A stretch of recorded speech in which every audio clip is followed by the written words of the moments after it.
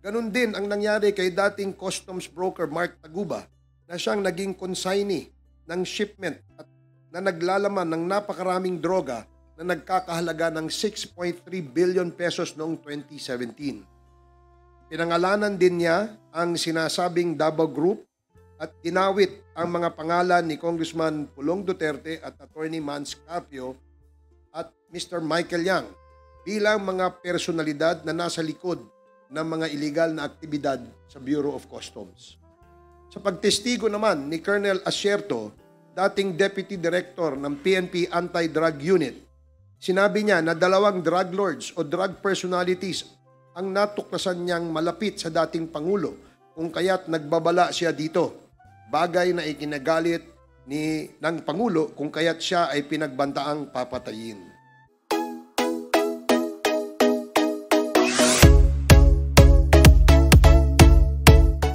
As our year-ender, we shall resume our probe on the illegal drug trade and the extrajudicial killings that took place during the war on drugs of the past administration. These two topics are inseparable as we have seen that the extrajudicial killings were perpetrated, tolerated, and even encouraged during the implementation of the war on drugs. It was only recently that we have discovered the correlation between the two. It was as if the war on drugs cannot be implemented without killing thousands of people. We didn't know the extent of this problem back then.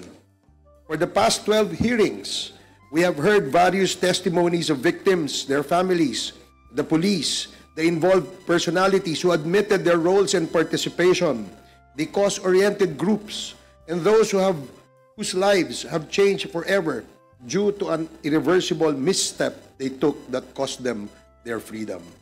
Naipalabas ng Quadcom ang mga tunay na pangyayari sa mga pinaslang na mga biktima sa pamamagitan ng mga salaysay ng mga nakasaksi, ng mga pamilya at ng mga otoridad. Ang mga records ay nailabas bilang patunay sa mga pangyayari. Mismong mga may kinalaman sa mga pagpatay ang umamin sa kanilang mga ginawa gaya nila Colonel Santi Mendoza, PO2 Nelson Mariano at sa pagpaslang kay General Wesley Barayuga sa utos di umano ni Colonel Ruina Garma at Colonel Edilberto Leonardo. Maging sina Colonel Marvin Marcos at Colonel Jovi Espinido ay umamin sa kanilang mga ginawang pagsunod sa mga utos ng mga nakatataas sa kanila na nagresulta sa pagpaslang kay Albuera Leyte Mayor Espinosa at sa Parahinog family ng Misamis Oriental. Mismong si Kerwin Espinosa naman ang nagdawit kay PNP Chief now Senator Bato de la Rosa na may kinalaman di umano sa pagkamatay ng kanyang ama at sa pagbibintang kay former Senator Laila de Lima na nagresulta sa pagkakakulong nito ng 7 taon na walang basihan. Sa pagharap ni dating Pangulong Rodrigo Duterte, kanyang inamin na inutusan niya ang mga kapulisan na patayin ang mga drug personalities, bagamat sinabi niya na dapat ito ay manlaban, na kung hindi naman manlalaban ay dapat piliting manlaban upang ma-justify ang pagpatay.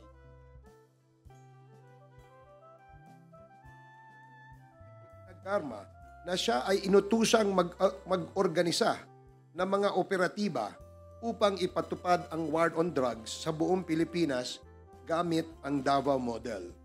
Inako din ng dating Pangulo ang responsibilidad at pananagutan sa mga nangyaring patayan na isinagawa ng mga kapulisan. Inamin din ng dating Pangulo ang katotohanan sa mga bank accounts na naglalaman ng malalaking halaga bagamat sa una ay pumayag siyang pumirma ng waiver, ito naman ay kanyang binawi sa huli. Sa pagtestigo nila Colonel Garma at Colonel Leonardo at ng iba pang mga testigo ay napagtibay ang tinaguriang reward system kung saan ang makakapatay ng mga drug personalities na nasa drug list ay bibigyan ng pabuya o reward mula sa halagang 20,000 pesos hanggang sa 2 milyong piso. Ito ay napatunayan din ni Tata Tan at Andy Magdadaro, mga preso sa Davao Penal Colony na noong 2016 ay inutusan di umano ni Colonel Garma at ni PO2 Art Narsolis na patayin ang 3 Chinong drug convicts sa loob ng selda. Pagkatapos nilang mapatay ang mga Chinong ito, ay binigyan sila ng tag-1 milyon ni Mr. Art Narsolis. Bukod sa kanila, inamin din ni Davao Penal Colony Jail Warden, Colonel Padilla, na siya ay kinausap din ni Colonel Garma at Colonel Leonardo at binilinan na hayaang mangyari ang planong pagpatay sa 3 Chino. Inamin ni Colonel Padilla na siya ay kinausap sa telepono ni dating Pangulong Duterte ilang minuto matapos ang pagpatay at nag-congratulate ito sa kanya. Bagay naman na itinanggi ng ating dating Pangulong Duterte. Maraming mga magulang, kapatid at anak na mga naging biktima ang nagpahayag ng kanilang naranasan at nasaksihan sa pagpatay sa kanilang mga mahal sa buhay. Ang iba ay walang kinalaman sa droga at ang iba ay mga batang inosente na nadamay lamang sa tila bagang walang batas na patayan sa kalsada. Dahil sa mga natuklasang ito ng Quadcom, na ipanukala namin na gawing separado ang pagbabawal sa ganitong klaseng pagpatay o at tinatawag natin ngayong extrajudicial killings at papatawan na mas mabigat na parusa kung ito ay maisa sa batas. Sa usapin naman ng illegal na droga, narinig natin ang panig ng 2 testigo na nawalan ng kalayaan sapagkat sila ay nagkamali sa kanilang desisyon alang-alang sa negosyo at pagkakakitaan. Si Jimmy Guban na dating kawani ng Bureau of Customs na nasintensyahan ng pagkakabilanggo ng 40 taon sa kadahilanang nakadiskubre siya ng malaking bulto ng droga na nagkakahalaga ng 6.4 billion pesos sa isang shipment sa Bureau of Customs at ito ay ibinintang niya kay Congressman Pulong Duterte, Atty. Mans Carpio at Mr. Michael Yang na dating ginawang Presidential Economic Advisor ni Pangulong Duterte. Ayon kay Guban, ang 3 personalidad na ito ang nagpaparating ng iligal na droga sa customs. Nimbitahan natin ang mga taong ito subalit hanggang ngayon ay hindi pa din sila nagbibigay ng kanilang pahayag. Pagkus ay nagpadala ng sulat sa komite at nagpaliwanag na sila ay walang kinalaman sa mga usaping ito. Ganon din ang nangyari kay dating customs broker Mark Taguba na siyang naging consignee ng shipment at na naglalaman ng napakaraming droga na nagkakahalaga ng 6.3 billion pesos noong 2017. Pinangalanan din niya ang sinasabing Davao Group at ginawit ang mga pangalan ni Congressman Pulong Duterte at Atty. Mans Carpio at Mr. Michael Yang bilang mga personalidad na nasa likod ng mga illegal na aktibidad sa Bureau of Customs.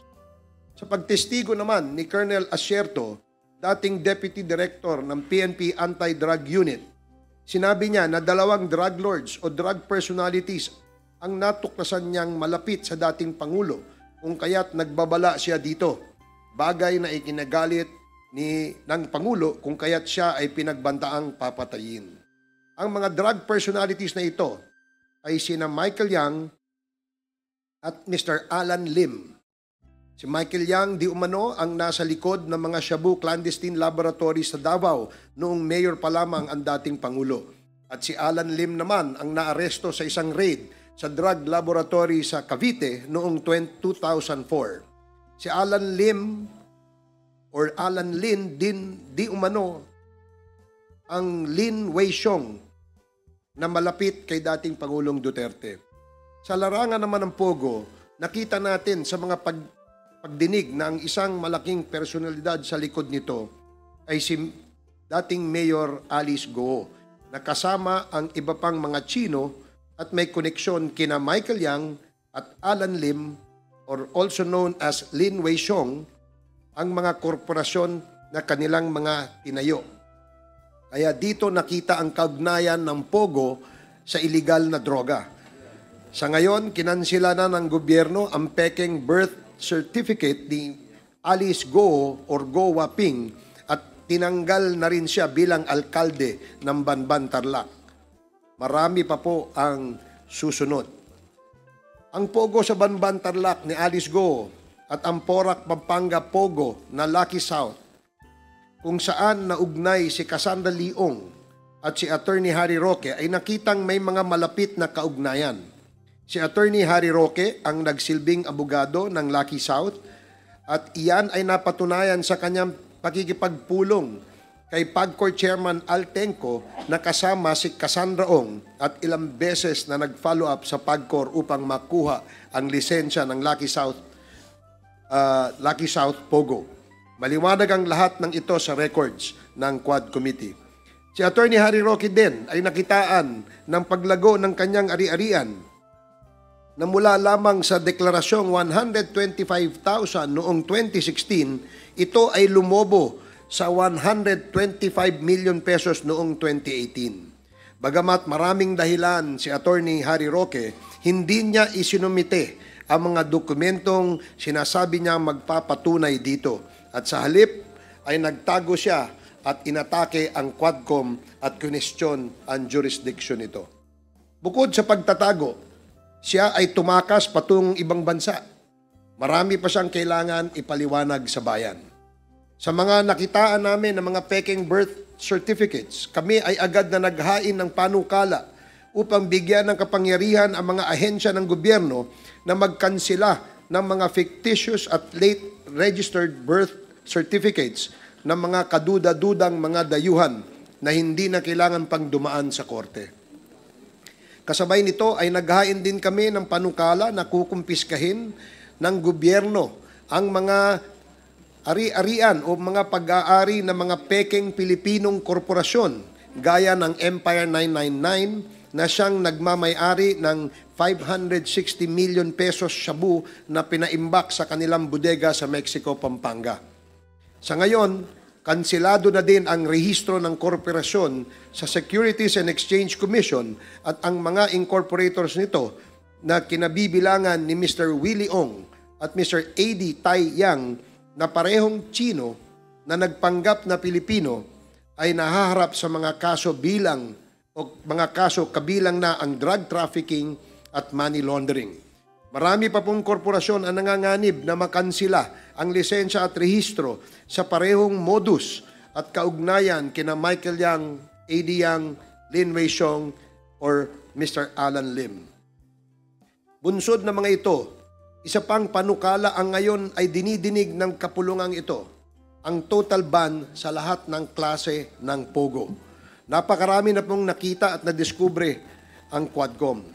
Kaya naman po hanggang ngayon ay pilit pa rin sinisiraan ng mga bayarang trolls or narco-vloggers at kritiko na wala namang naintindihan sa usapin o sadyang ayaw umintindi na madali namang maintindihang pinag-uusapan. Marami pa pong lalabas na katotohanan. Tumutok lamang po kayo. Wala pong sinisino o sisinuhin ang Quadcom. There will be no sacred cows. We will leave no stone unturned in search of the truth, justice, and accountability. Numerous bills have been filed and will be filed in the days to come to address the loopholes we discovered and the lapses that we need to fill. Dahil sa inyong kooperasyon, suporta, paniniwala at pagtitiwala, ang Quadcom ay matagumpay na humaharap sa lahat ng pagsubok upang mabatid ang katotohanan at mabigyan ng katarungan at kasagutan ang ating mga hinaing tungo sa tunay na kapayapaan. Nagpapasalamat kaming muli sa inyong pagtangkilik at pagtitiwala. Maraming salamat po.